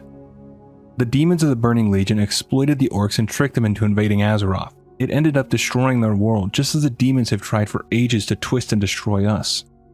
They are the true enemies of both humans and orcs. I have trusted Thrall with my life. He thinks deeply, and he cares about his people. He wants to lead them to peace." Anduin leaned forward eagerly. "Meeting Thrall would be great, Dad. From what I've heard, he's extraordinary, and isn't establishing peace something a king should do, if he can?" Varian's voice sharpened. "You mean drag his people into peace, whether they want it or not. There's no longer outright war between orcs and humans, Anduin. What more can Thrall wish?" "If you talk to him, maybe you'll find out," Anduin countered with a grin. Valeera joined the discussion, her tone light yet pointed. "A meeting would also be about what you want, Varian. And isn't it wise for a king to know his enemies, real or otherwise?" Varian sighed, recognizing he was outnumbered. "All right. I can see I'm outnumbered here. I'll talk to him. To please Anduin and because you ask it, Jaina." "And because Valeera's right," Anduin said with a grin. He turned to Anduin with a wry smile. "Don't make me regret rescuing you, son. I don't expect anything to come of such meeting. Still." He looked at Valeera and Brol. "Valeera, I offer you and Brol, formally, a permanent place at Stormwind." Anduin's eyes lit up. "Do it, Valeera! You could be bodyguards and advisors, and teach me how to throw daggers, and you'd tell Father and me the truth, even when we don't want to hear it. It's one of those things kings need most." Valeera's face brightened. "Of course we'll do it! Oh, Brol, isn't that wonderful?" Brol let out a low growl, unimpressed in his travel form. "Don't be such a grouch," Valeera teased. "I haven't had a home since I was younger than Anduin. I'll finally belong." After their journey through the marsh, the group finally arrived back at Theramore Keep, where they were greeted by Egwin. Jaina wasted no time explaining her intentions. "I will travel to meet with Thrall and discuss the possibility of a summit with King Varian to negotiate terms," she stated firmly. With a wave of her hand, Jaina cast her teleportation spell and disappeared, leaving the rest of the group to rest and recuperate at Theramore. For now, the weary travelers would take this brief respite, gathering strength for the challenges still to come. Before settling in for the night, the group gathered for a quiet meeting. Early the next morning, a sharp cry pierced the air, waking Valeera. She rushed to Brol's side, finding him tossing and turning in his sleep. "Where are you? I can't see you. Lost!" Brol called out, his voice thick with distress. Valeera's hand touched his forehead, relief flooding her as she realized it was just a nightmare. Brol, what is it? What's wrong?" she asked, her voice trembling, but her words couldn't reach him. In desperation, she grabbed a bucket of water and splashed it onto his face. The druid's eyes snapped open as he shifted instinctively into his bear form, letting out a thunderous roar. Brol, no, it's me, Valeera! I couldn't wake you, I was worried you were sick or... She stammered, backing away. Realizing what had happened, Brol forced himself to calm down, shifting back to his usual form. And this is how blood elves awaken their sick? He teased with a slight grin. A bucket of water to their head? Valeera exhaled, her composure returning. Or trapped in the Emerald Dream. I didn't know what else to do. Brol nodded, his voice softening. Your instinct was good. I might quarrel with your method, though. I've learned there is trouble in Darnassus. Vandrel Staghelm has summoned me home. Valeera's brows furrowed. Oh, when do we leave? We don't, Brol replied gently. Think, Valeera. Our peoples are not friends. Even if they were, you'd be bored to death at a formal druidic gathering. Your place is here, beside Varian and Anduin. Valeera folded her arms. You know, blood elves aren't usually friends with humans either. Ah, but we both know there's nothing usual about King Varian. Or his son. Something tells me Anduin may need you, Brol said, a knowing smile touching his lips. As the sun rose, Brol prepared to leave. I'm sorry, Varian, that I'll miss your summit with Thrall. Varian raised a brow. Right. If I didn't know better, I'd think you made up Vandrel's summon just to get out of it. I'll miss your company, my friend, but nothing will come of this meeting but a long, meaningless blather. Brol glanced at Valeera. And Valeera? Varian smiled. I'll keep her safe until you return. Like I can't keep myself safe, Valeera retorted. Brol's expression grew serious. You understand, Valeera, this problem is serious. I may be gone for a while. Just don't do anything rash while I'm away. Valeera rolled her eyes, but softened. Me? You're the one who's traipsing off. No, all right, I hear you. I'll be careful, if you promise to be careful too. Varian spoke reassuringly. Until you return and beyond, Brol, Valeera has a home at Stormwind. Brol grinned faintly. Now all I have to worry about is whether your kingdom will survive Valeera. Shifting into his fly form, he spread his wings to leave. Anduin watched in awe. I've seen Brol shift shapes before, but it's always awesome, isn't it? That it is, son, Varian replied with a smile. Valeera's voice cracked as she called after Brol. Go on, Brol. I'll be fine. I'll see you when you get back. Tears streamed down her face as she struggled to hold them in. Valeera, what's wrong? Anduin asked gently, placing a hand on her arm. Nothing. Everything. I just have this awful feeling I might never see him again. He wouldn't tell me, but I think what he needs to do is dangerous, and sometimes people don't survive, she said, her voice breaking. Varian's voice was firm but kind. Brol will, no matter what happens. He's too tough to kill. Now dry your eyes. It's time we went inside to prepare for this evening's summit. Later that night, Valeera sought solitude atop the wall, hoping the cool air would soothe her heart. You miss him already, a voice said behind her. She turned to see Egwin approaching. Brol has been father and teacher, brother and friend, and one unlikely being. But in your life, you've seen centuries of loss. My sadness must seem trivial to you, Egwin, Valeera said, leaning against the wall. Egwin's tone softened. At one time it would have, but no more. Sorrow is the way of the world, child. I knew your ancestor Relfthra, an ancient high elf mage and a valued member of an order I once belonged to. Valeera's eyes widened. The Council of Tirisfal? I know. I found some secret records back when I was a child. An order of sorcerers founded by the High Elves to protect Azeroth from the demon invaders. When I was small, I wanted to grow up to be just like him. Egwin chuckled. Relfthra disapproved of me. He believed I was reckless. Really, I was an arrogant brat. But Relfthra was such a stick in the mud. At any rate, the council is no more, shattered by the passage of time. And trickery. Valeera's voice wavered. I don't have his gift. You have your own talent, Valeera, as your ability to ferret out the council's secret shows. But you also have your burdens. Now that Brol is gone, you must take even greater care. There are dark forces in the world and a demon who has tasted your soul, Egwin said. Valeera's gaze hardened. I know. I've learned the true cost of dark magic. and I have no further desire to partake of it. Truly, Egwene, you don't have to worry." Egwene gave her a faint smile before turning away, leaving Valeera to the solace of the night. The rain fell in torrents over Theramore's docks, churning up puddles and wetting the wooden planks as Thrall and his group arrived. Garrosh, unimpressed by the weather, eyed the storm with clear disapproval. "An inauspicious start to your summit," he muttered. Thrall, unbothered by the downpour, led his orcs forward. "This is merely a storm, Garrosh, not some omen of disaster," he replied. There was a practiced calm in his tone, as though no amount of rain could dampen his resolve. Jaina Proudmoore waited on the docks, her robes quickly soaking in the downpour, as Valeera, Varian, and Anduin approached with a small contingent of guards not far behind. "Thrall, I'm glad you've come. Though I'm amazed you can walk for bearing the weight of so many weapons," she teased, offering a polite smile. "What point in having a ceremonial laying down of arms, Jaina, if there are no arms to lay down?" Thrall quipped, taking her hand in a brief friendly shake. Jaina's gaze drifted to the heavily armed guards behind him. "And you've brought Kor'kron bodyguards?" "For demonstration purposes only. Once the ceremony is complete, they'll return to Orgrimmar. A show of force never goes amiss, as you well know." She nodded knowingly.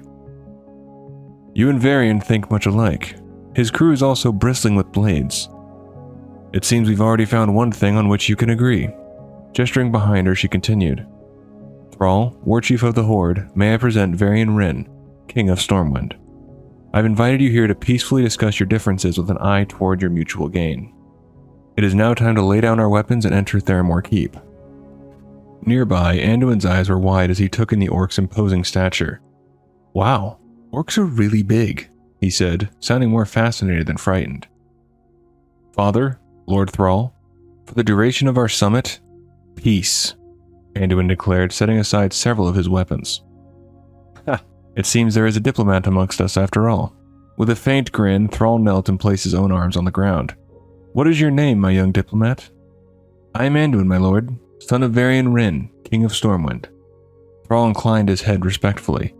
"Then lead on, Anduin, son of Varian Wrynn, and we will follow." Seizing the moment, Jaina spoke to the assembled delegates. "My lords, trusted guards will carry your weapons out of the rain and into the armory where they will be well cared for. Now come inside, the feast is waiting." Before she joined the rest, Valeera paused to whisper to a fur-clad orc. "Fate is laughing at us, Rhaegar." Rhaegar's lip curled with a faint smile. "Let us hope our leaders are as easily amused."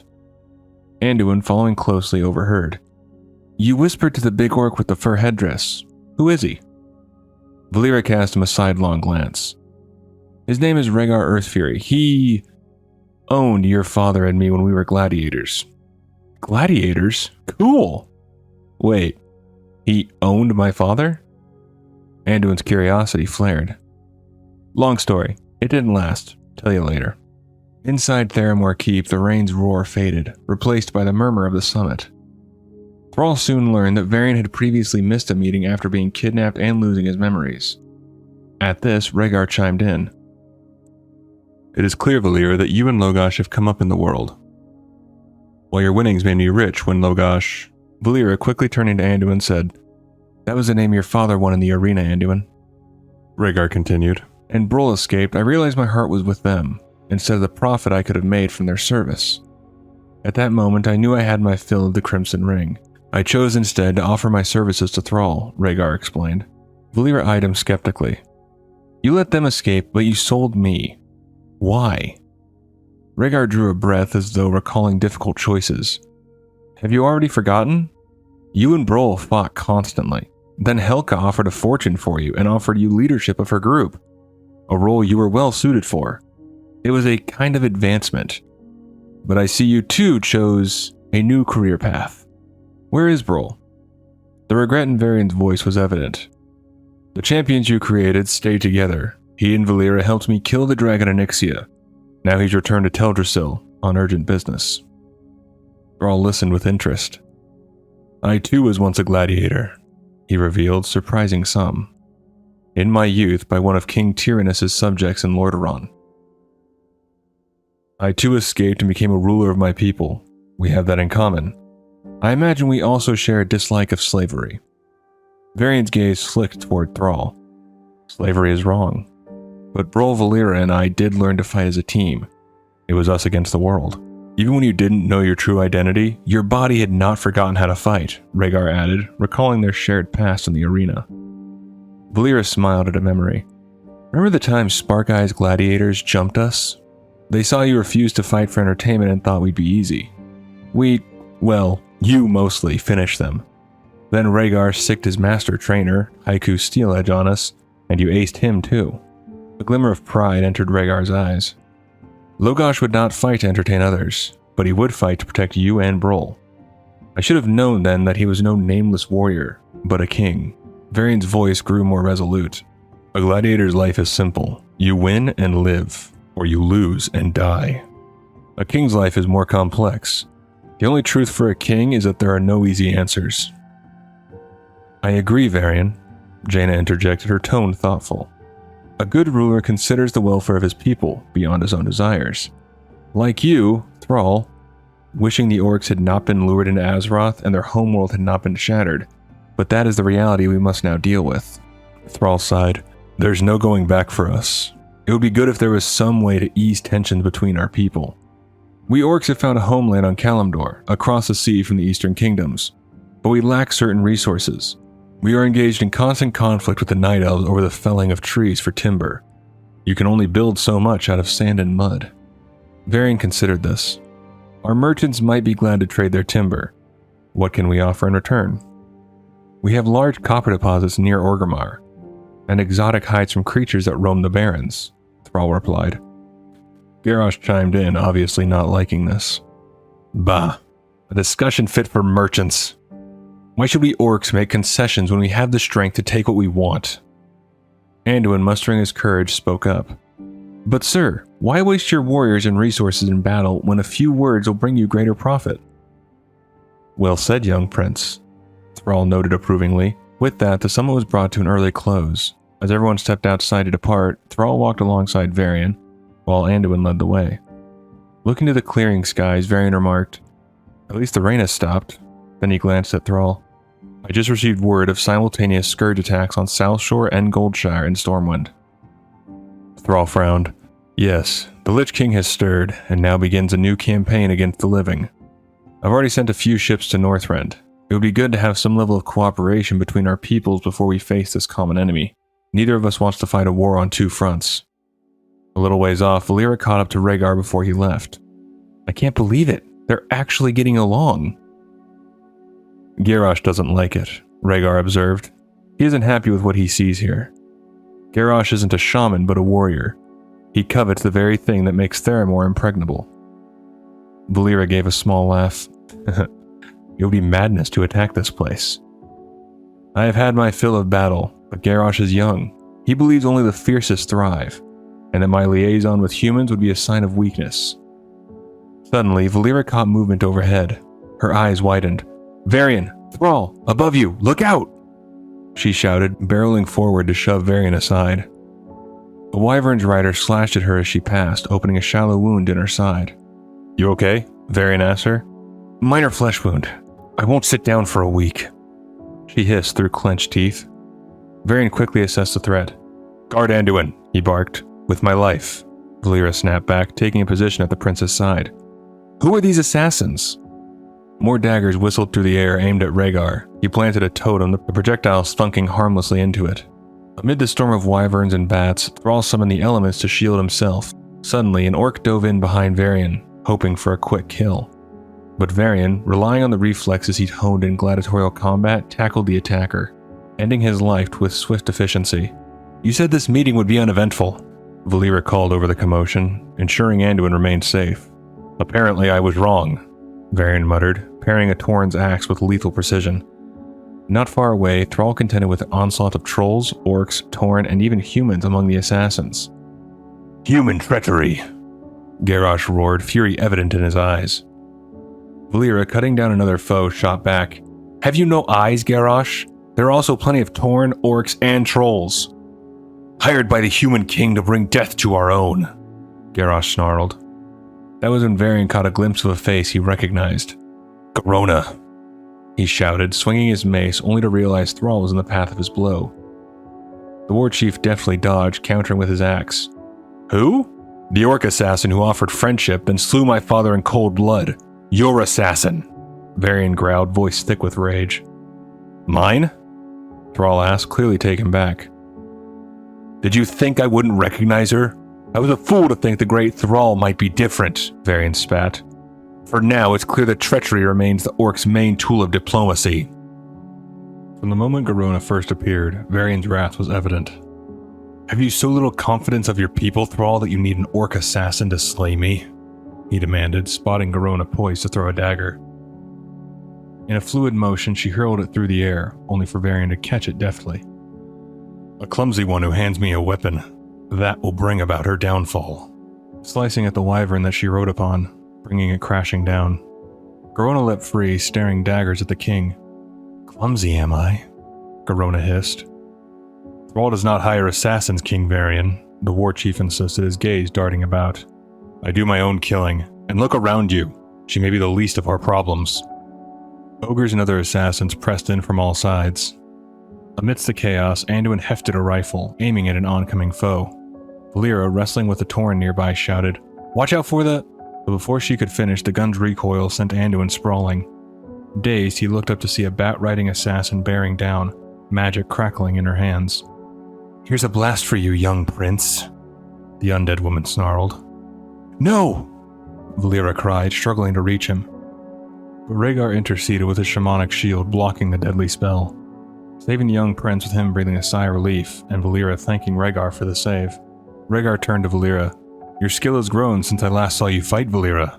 Stilling you was a mistake. He kept his shield raised. The boys are resourceful, Valeera, but guns can't be trusted. Teach him to throw a blade. Valeera exhaled, grateful. I hear you, Rhaegar. Next on the agenda. She turned her attention back to defending Anduin. Suddenly, Thrall spotted a flash of familiar magic. Jaina, about time you teleported into the fray, he shouted, swinging his axe at an attacker. From across the battlefield, a human assassin roared. Die, Thrall, your time is over. As she prepared to launch a fiery blast, Jaina raised a shield between them. Thought I'd even the odds a bit, old friend. I'll face the undead witch while you confront the others. Assassins, but a bizarre coalition. On the other side of the melee, Varian charged Garona, a determined snarl on his lips. Father trusted you. I know better. You won't find me such an easy target. His mace whistled through the air, aiming for a decisive blow. But a lightning bolt tore down from the sky before he could land it, and a young orc-like figure cried out, Mother! Garona's eyes widened. You know? Curses! I feared someday this might happen. Medan, go back, keep away. There's nothing you can... Behind you! Medan shouted. She rolled aside just in time, avoiding a lethal strike from Varian's mace. Nearby, Valeera found herself cornered by an orc and a troll. Slay the elf. I'll kill the princeling, the orc commanded. Valeera braced herself. Anduin, run! I can't stop them both. But another voice intervened. No! Medan rushed in, driving his axe into the orc's skull. The creature collapsed instantly. Who are... Why? Anduin stammered. These are my mother's foes as much as they are yours, Medan replied. And though you have many enemies, you're just a child. I'm as old as you, nearly. Wait, the assassin's your mother? But you're not an orc, are you? Anduin asked, startled. Overhead, an undead woman on a bat loomed, hurling firebolts. Medan managed to fend off a Tauren, but as he turned, he glimpsed Varian barreling toward Garona, poised for a killing blow. Leave my mother alone. She's under a spell, can't you see? He pleaded, leaping between them. Varian stared daggers at Medan. Out of the way, lad. Anduin interjected desperately. Father, spare him! He's hurt and he saved me! Grim-faced, Varian growled. I've been no child killer, but for Garona's cub, I could make an exception. But before he could act, the undead woman swooped down, snatching Medan away and calling off the assault. The assassins retreated, leaving Garona behind, tears gathering in her eyes. Valeera rushed to Varian's side. It makes no sense, Varian. Why would the undead witch abandon the assassin, but take her son? No matter, Garrosh spat. The assassin will not live for long. He raised his weapon, intent on striking Garona. Stay your hand, Jaina demanded, freezing Garrosh in place. The attack is over, the enemy is vanquished, and I'm still the ruler of Theramore. Garona is my prisoner. Guards, take her to the dungeon and prepare her for questioning. A wise move. Varian snapped back. Garrosh means to dispatch her before she implicates his master. Clearly, these orcs are in league with my father's murderer. For that offense, human, you will die, Garrosh roared, lunging at Varian. Thrall moved to intervene. You forget yourself, Garrosh. Despite this carnage and the insult given to our people, there is still a truce. Lower your weapon, now! His gaze flicked to Varian. Battle rage is still on you and others. None of you are thinking clearly. We too were attacked. Varian narrowed his eyes. The prisoner is the orc assassin Garona who murdered my father. I claim her for public execution at Stormwind. Thrall's jaw tightened. I suppose we all look alike to you. Perhaps I was wrong to expect better from a human. Look again and pay attention this time. The female is but a half-orc, at best. Full or half, an orc is an orc. None of your blood can be trusted. Varian's voice thundered with conviction. Jaina stepped between them, determined to prevent further bloodshed. Back off, both of you. Whatever her birth, for some unknown reason, Rona has been enscrolled and abandoned here. Until we know the reasons, she is my prisoner and will remain here at Theramore. Garrosh bristled. The guilt of you humans is obvious. You protect the prisoner. You lured Thrall into a situation where he's unarmed and threatened. Stormwind is behind this, with Theramore as their ally. Varian's tone was dangerously low. Had I planned this attack, you orcs would already be lying dead on the parapets. I'll question her myself. Before I leave for Stormwind, I will get to the bottom of this. He stalked off, leaving the tension crackling like distant thunder. Thrall wouldn't, Rhaegar murmured to Valeera. She nodded. Neither would Varian, nor Jaina either, she said grimly. Who then? Anduin wondered, eyes full of questions. They moved away, allowing Thrall and Rhaegar to speak in hushed tones. Deep beneath Theramore's keep, Garona was shackled to a wall, arms spread and legs bound. Her face a mask of confusion and anger. Varian, flanked by Jaina, stood before her. Before you die, I want the truth. Varian's voice cut through the dungeon gloom. Who hired you to kill me, to orphan my son as I was orphaned? Hired me? No one. My idea. Wasn't it? Garona's reply was laced with uncertainty, as though pieces of her memory slipped through her grasp. Orphaned? No. Wouldn't be orphaned. Kill the king, kill the prince. Kill my son? Varian's fury trembled at the edge of control. He glanced at Anduin, who stood by Valeera. Had you killed my father in cold blood? A prick of the blade and he's gone, Garona murmured. Good man. So easy. No calling him back. Why?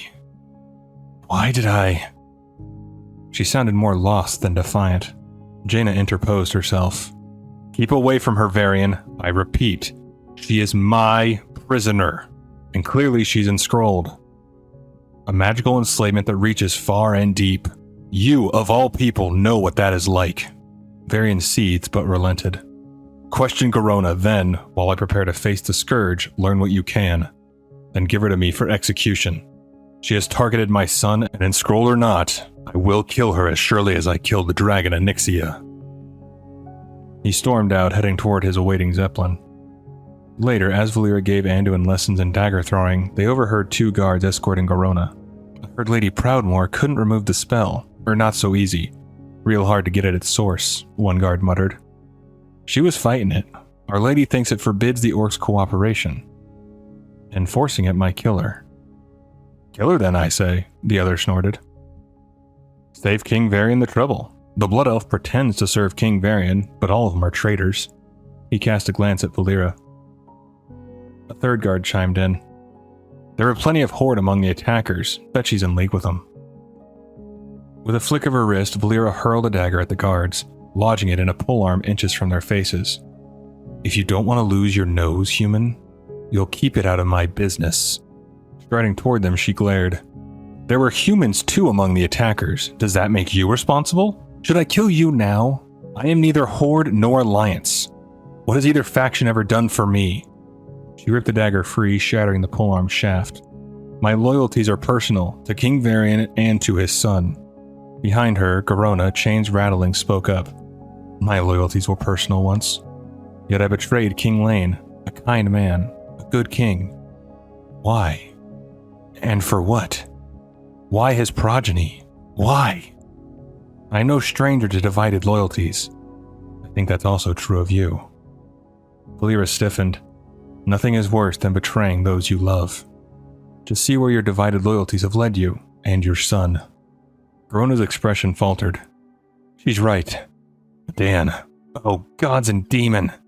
Where is he? What's happening to him? Have I betrayed him too? Tell Jaina Proudmoore and your precious Varian.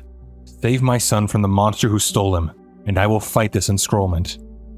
Fight to tell you everything you say I know, even if I must die in the trying. But please, help me save my son. Soon after, Valeera found Varian, Anduin at his side. She recounted Garona's plea, and then Garona said she'd try and fight past the blocks on her mind if we'd go after the boy, Medina. I want to stay here, Varian, and search for him. Varian regarded her coldly. You have such sympathy for that murderer? I am not blinded by the need for vengeance, my lord, Valeera replied firmly. He sighed, anger faded to a wearied resolve. For your safety and Anduin's, we need to know what's going on and who's behind the attack. Garona holds the key. Anduin stepped in. Medina wasn't on the attacker's side, father. He just wanted to protect his mother. His mother killed your grandfather. Varian shot back, frustration palpable. And her son saved my life. I think had we met in a different way, we might have been friends. Varian studied Anduin's face, then nodded. Your words are harsh but true, Valeera. Stay then, help question Garona, learn the truth. Rescue the boy. I still think orcs are behind the attack. If not Thrall, then Garrosh, who seems to be among the worst of his bloodthirsty, treacherous kind. He boarded his ship, Anduin following. Jaina approached, concern etched on her face. Forget Garona, Varian, at least for now. The Scourge pose a far larger threat. Twice, I've come to Theramore to parley at a summit, and twice I've been attacked. Varian said sternly. I'll not return for a third parley. But I will come back for my father's murderer. And nobody, not even you, Jaina, will save Garona from the punishment she deserves. With that, he sailed away, leaving Valeera behind to piece together the conspiracy that threatened not just Stormwind or Theramore, but the fate of an innocent boy caught in the crossfire of an ancient grudge and insidious magic. And that's going to do it for this one. Hopefully you did enjoy. I'll see you in the next one. Take care of yourself.